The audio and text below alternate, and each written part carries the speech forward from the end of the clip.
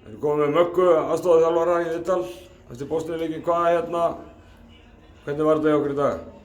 Þetta var bara fínt svona framan af sko og í hálfleik þá vorum við það voru að fá á mikið transition og sóknarfókus þannig að við ákveðum að herða því alltaf og komum inn í seinni hálfleik og stoppuðum það mjög vel en það ákveðum að vera að tapa frekar mikið af boltum og endum með 36 tapaða og það var eiginlega bara leikurinn sko.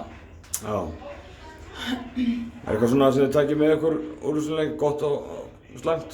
Já, algjörlega. Við fórum 100% eftir leikplani. Þær eru með 2 risastórar og önnur að spila þetta ekki neitt og hinn spilaði mjög lítið meðan við spilum held ég bara það góða vörn á hana.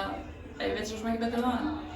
En já, leikplani gekk upp en töpuðu boltarnir voru aðeins og margir. Nú hvíldardagur á morgun, hann væntanlega vel þeginn í stelpunum og ná að hvíla sig aðeins og svo bara Svartfjallaland á mánudaginn. Já, það er fínt og fínt hvíldardag fyrir okkur, bæði liðið og teymið. Og já, bara líst vel á Svartfjallaland sko. Eitthvað svona sem þú sér í þeirra leik, nú erum við búin að sjá hvað einn leik með þeim? Já, við sáum einn. En ég veit ekki hvað er að marka, við skoðum betur í kvöld og á morgun og þá andstæðingar, en þeir eru ekki svona stórar sko, eins og hinar og ekki svona eins fljótar sko. Það er svona ein leikmaður sem er mikið með boltann hérna, þannig að við þurfum að skoða þetta aðeins betur. Já.